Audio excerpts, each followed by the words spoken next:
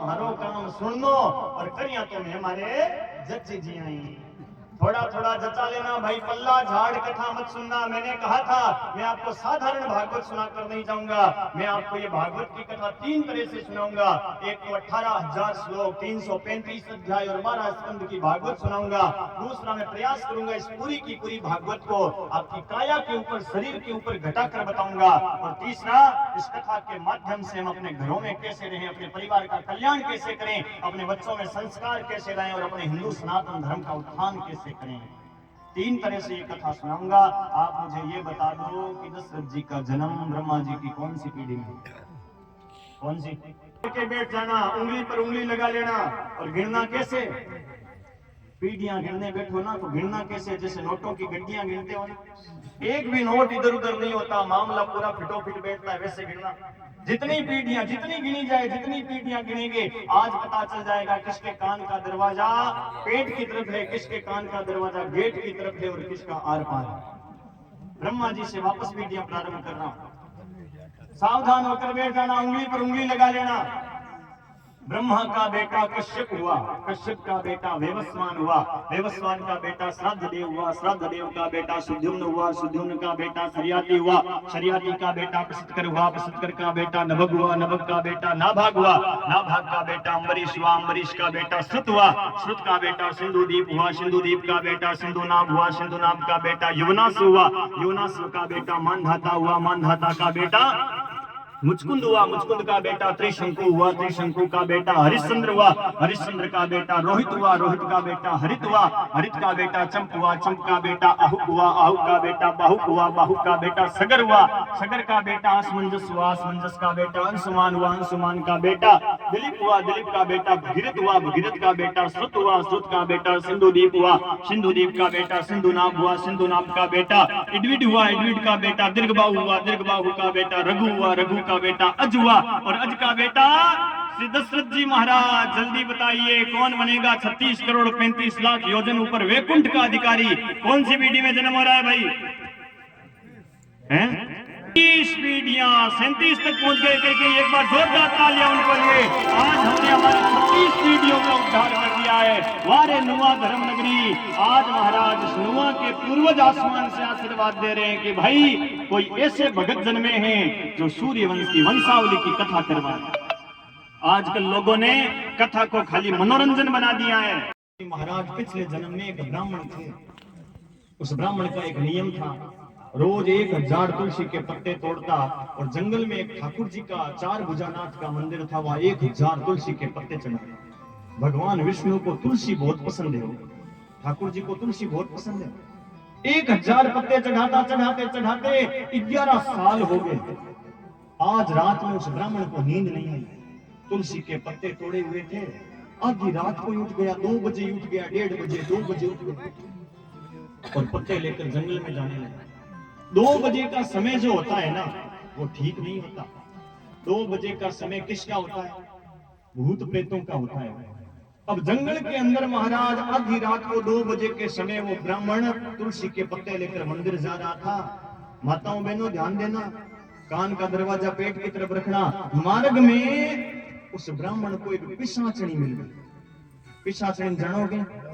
भूतनी ने कहो, भूतनी, एक भूतनी मिल गई। अब वो महाराज भूतनी कहती है पिशाचनी, है ब्राह्मण देवता, मैं इस पिशाच की योनि में बड़ी तकलीफ पा रही हूँ, आप ब्राह्मण हो, ज्ञानवान हो, आपको ऐसी कृपा करो, मेरा पिशाच की भूत की योनि से उद्धार करो। ब्राह्मण कहता है पिशाचनी, मैं प्रयास करूंगा, तेरा इस पिशाच की योनि से उद्धार करूंगा, लेकिन पहले तो मुझे ये बता, तूने पिछले जन्म में ऐसा कौन सा पाप किया था जिसके कारण तुझे पिशाचनी बनना पड़ा?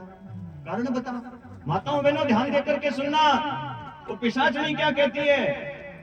ब्राह्मण कहता है तूने पिछले जन्म में ऐसा कौन सा पाप किया जिसके कारण तुझे पिशाचनी बनना पड़ा? वो पिशाचनी कहती है ब्राह्मण देवता, पिछले जन्म में ना मैं अपने पति से झगड़ा बहुत करती थी, लड़ाई बहुत करती थी, इस कारण मुझे पिशाचनी बनना पड़ा। माताओं बहनों कर मत लेना हो, नहीं तो पिशाचनी बनना पड़ जाएगा अगले जन्म में। यही कथा में एक बार नागौर की तरफ कर रहा था, भीड़ बहुत थी। मैंने पूछ लिया कि भाई पिछले जन्म के अंदर जो अपने पति से झगड़ा करती है वो अगले जन्म में पिशाचनी बनती है। एक कोई बहन थोड़ी मुंह लगने वाली थी, वो बीच में खड़ी हो गई सब लोगों के बीच में और कहने लगी महाराज आपकी बात बिल्कुल ठीक है। हमने मान लिया जो कोई पत्नी अपने पति से झगड़ा करेगी भूतनी बनेगी, वही वो तो मरने के बाद क्या जीते जी पिशाचनी के समान है, पति से झगड़ा करे, बिल्कुल सत्य बात है। हमने मान लिया पति से झगड़ा करेगी वो अगले जन्म में पिशाचनी बनेगी। लेकिन इतनी बात तो बता दी महाराज, लेकिन एक बात और बता दो, यदि कोई पति पत्नी से झगड़ा करे तो फिर वो पति क्या बनता है? मैंने कहा भूत बनता है भाई, और क्या बनता है? ना तो पति को पत्नी से झगड़ा करना है, ना ही पत्नी को पति से। ये कथा आज की चालू होते ही मैंने एक बात कही थी, गृहस्थ कौन से एक पति है दूसरा पत्नी है, और गाड़ी के दोनों पहिए सीधे सीधे चले तो गाड़ी आराम से चलती है, और एक पहिया के मैं इधर जाऊंगा दूसरा पहिया के मैं इधर जाऊंगा, गाड़ी चलेगी क्या? गृहस्थी की गाड़ी के दो पहिए हैं, पति और पत्नी, दोनों में प्रेम रहेगा तो गृहस्थ जो है वो स्वर्ग के समान सुंदर बन जाएगा, और पति पत्नी में मतभेद हो गया तो वो गृहस्थ नरक के समान बन जाएगा। ध्यान देना माताओं बहनों, झगड़ा मत करना। और जो कोई बीननी अपनी सासू से झूठे बर्तन मंजवाती है वो क्या बनती है पता है? गांव में तो नहीं है, कई कई जगह शहरों में कथा करने जाता हूँ, बहुत जगह देखता हूँ, किसी के घरों में भोजन करने जाते हैं भाई, देखते तो हम भी सब बोलते नहीं है तो क्या हुआ। कई कई जगह देखते हैं बेचारी सासू माला लेने बैठती है, बूढ़ी माला फेरने बैठती है, बूढ़ी सासू बीननिया पढ़ी लिखी कहती है सासू माँ कहीं बैठा बैठा माला फेरो, कोई शरीर पतलो थोड़ी बड़े थारो तो बर्तन पड़िया थोड़ा हाथ फेर लो तो घसीटो थोड़ी होती। अब परबस हो जावे बूढ़ापे में क्या करे? अब महाराज लेकर बैठ जाते कि आपके गांव की नहीं कह रहा हूँ माताओं, क्षमा करना, कोई शेर की बात कर। कई कई जगह होता है अब बेचारी बर्तन लेकर बैठ जावे, विचार करना कोई जोग की बात है, कोई पाहुणा आ जावे भाई की नहीं, कोई मेहमान प्रसंगी आ जावे तो तब महाराज वो बीननी बड़ा मक्खन लगाती है, पाहुणा ने घणो ही मना करा અને घणो ही समझावा કે माला फेर्या करो बड़ बूढ़ा हो गया माने कोनी बर्तन ले बैठ जेवे। सासू बिचारी मन में सोचेगी बीननी तू जखी बात केवे नहीं बा मारो काल जो जाने तू काई। जो अपने सास ससुर से झूठे बर्तन मंजवाती है उसे अगले जन्म में भिखारण बनना पड़ता है, लोगों का झूठा दिया हुआ खाना पड़ता है। अरे बूढ़े सास ससुर घर में देवता के समान हैं, वो किस्मत से भाग्य में मिलते हैं, उनकी सेवा करो। यदि बूढ़े सास ससुर आशीर्वाद देकर चले गए ना, मैं कहता हूँ किसी मंदिर देवरे की आवश्यकता नहीं पड़ेगी, घर में किसी चीज की कमी नहीं रहेगी, किसी को जन्म कुंडली दिखाने की आवश्यकता नहीं पड़ेगी कि महाराज मेरे क्या दशा चल रही है। बूढ़े माँ बाप की सेवा कर लेना महाराज, ये सूखा वृक्ष है कभी भी गिर सकता है। दशरथ जी महाराज पिछले जन्म में जो ब्राह्मण थे वो 1000 पत्ते जैसे चढ़ाए भगवान के चरणों में, 11 सालों की तपस्या, और भगवान से कहा भगवान 11 सालों में पत्ते चढ़ाने का कोई पुण्य है तो इस पुण्य के प्रभाव से पिशाच की योनि से मुक्त हो जाए। उसी समय मूर्ति फट गई और मूर्ति से साक्षात चतुर्भुज रूप नारायण प्रकट हो गए और कहने लगे ब्राह्मण मैं तेरी तपस्या से बड़ा प्रसन्न हूँ और इस पिशाचनी को पिशाच योनि से मुक्त करता हूँ और तुझे वरदान देता हूँ, अगले जन्म में तू अयोध्या का सम्राट दशरथ बनेगा और यही पिशाचनी तेरी धर्म पत्नी कौशल्या रानी बनेगी। दशरथ जी की 3 रानियां थी, एक कौशल्या थी और सुमित्रा और केकई 2 पत्नियां और थी, संतान नहीं थी। आइए रामकथा में प्रवेश करते हैं। रामकथा थोड़ा संक्षिप्त में चलेंगे हम, क्योंकि भागवत में रामकथा केवल 2.5 अध्याय में लिखी है और कृष्ण कथा 90 अध्याय में लिखी है, लेकिन फिर भी हम राम कथा की सभी बातों को स्पर्श करते हुए चलेंगे। लेकिन कोई बात छूट जावे तो ये मत कहना महाराज जी आपने वो बात बताई नहीं, क्योंकि खाली राम कथा ही करे ना तो 9 दिन में तो राम कथा ही पूरी नहीं होती, और हमें तो भागवत भी करनी है, 7 दिनों की कथा है, कृष्ण जी का जन्म भी करवाना है। 3 रानियां, तीनों के संतान नहीं थी, वृद्धावस्था आने लगी। गुरुदेव के सामने निवेदन किया, गुरुदेव ने पुत्र कामेष्टि यज्ञ करवाया। वशिष्ठ ऋषि ने यज्ञ देवता खीर का चरु लेकर के प्रकट हुए, तीनों रानियों को प्रसाद दिया गया, तीनों रानियां गर्भवती हुई। धीरे धीरे समय बीता, चैत का महीना आया और शुक्ल पक्ष आया, नवमी तिथि आई, अभिजीत मुहूर्त आया। ये अभिजीत मुहूर्त कब आता है? दिन के ठीक 12 सवा 12 बजे लगभग आता है। ये 2 घड़ी का अभिजीत मुहूर्त होता है। अभिजीत मुहूर्त का समय कितना होता है? 2 घड़ी। अब घड़ी कैसे समझेंगे? एक पहले का समय होता वो घड़ियों में होता था, एक घड़ी के अंदर 24 मिनट होते हैं। 24 मिनट की एक घड़ी और 2 घड़ी का अभिजीत मुहूर्त, 24 इंटू 2 करो 48 मिनट का ये अभिजीत मुहूर्त होता है। 24 मिनट पहले सूर्य जब बीच में आवे उससे 24 मिनट पहले और 24 मिनट बाद में ये अभिजीत मुहूर्त में जो भी काम किए जाए वो सफल होते हैं। ये अयोध्या के अंदर महाराज हिंदुओं के लिए सौभाग्य की बात है जो अयोध्या के अंदर विशाल राम मंदिर की स्थापना हुई है। इस राम मंदिर की नींव लगी थी ये अभिजीत मुहूर्त के अंदर लगी थी। अभिजीत मुहूर्त में कोई भी कार्य करो सब श्रेष्ठ होता है। केवल बुधवार को छोड़ करके 6 दिन तक ये अभिजीत मुहूर्त लागू होता है। बुधवार के दिन केवल काम नहीं करता। अभिजीत मुहूर्त के अंदर परात्पर भगवान श्री राम का अवतरण हुआ है। बोले श्री राम जी महाराज की। जैसे ही राम जी अवतरित हुए हैं महाराज संतों की महात्माओं की भीड़ लग गई।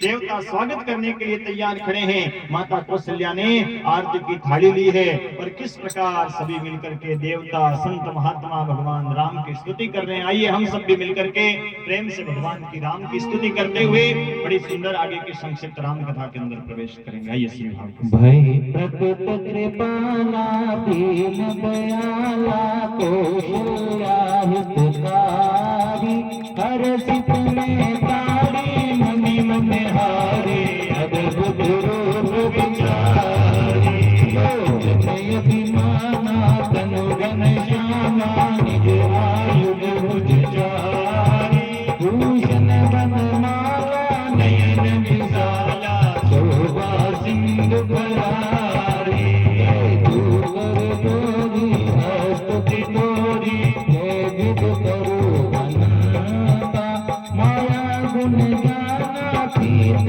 अमाना वेद पुराण अनंता करुणा सुख सागर सद्गुण आगर देवाई श्रुति संता समम हित लागी जनय अनुरागी बहु प्रकट श्रीकांता ब्रह्मांड निकाया निर्मित माया रोम रोम प्रतिवेद कहे मम सोवासी एक हासी सुनत तीरथ तिरनर उपजा जब ज्ञाना प्रभु मुस्काना चरित बहु गुरु कीन जय कही कथा सुहाई मात बुझाई देहि प्रकार सुख प्रेम लई माता पुण्य बोली सोमति डोले तजुता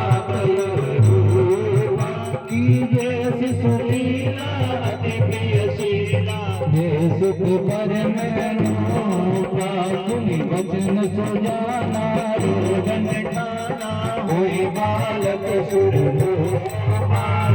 चरित जुबावे हरि पद पावन तेन हरि भव गोपा